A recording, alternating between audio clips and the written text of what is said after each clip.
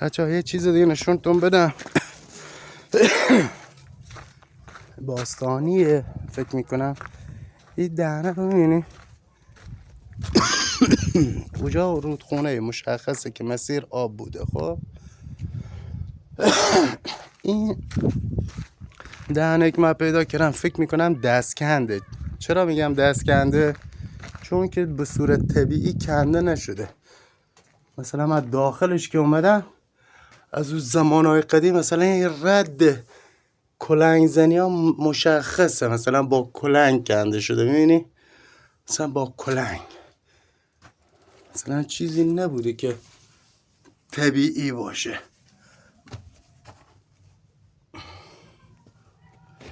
چیزایی هسته من تو اینو روشن کنم، یکم مشکوک شدم. وای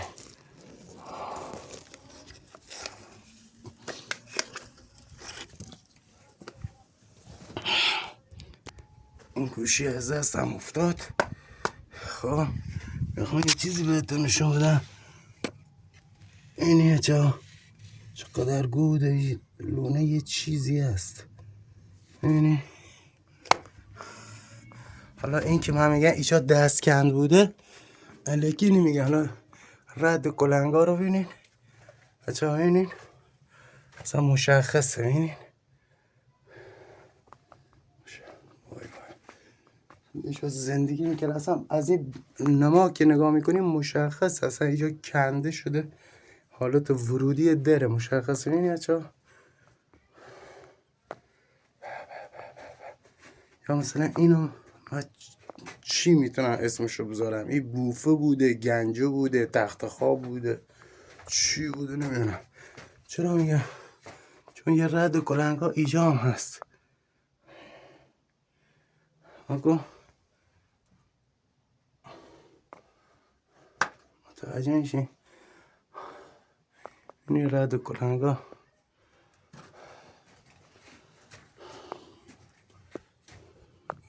مشخص هستن. رد کلنگ ها مشخص. یا کلنگ کندش دستکند بهش میگفتم. چه زندگی توی این شده. این از بیرون انما بیرون هم بگیرم.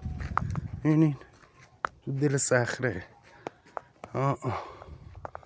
اینه تو دل یه صخره.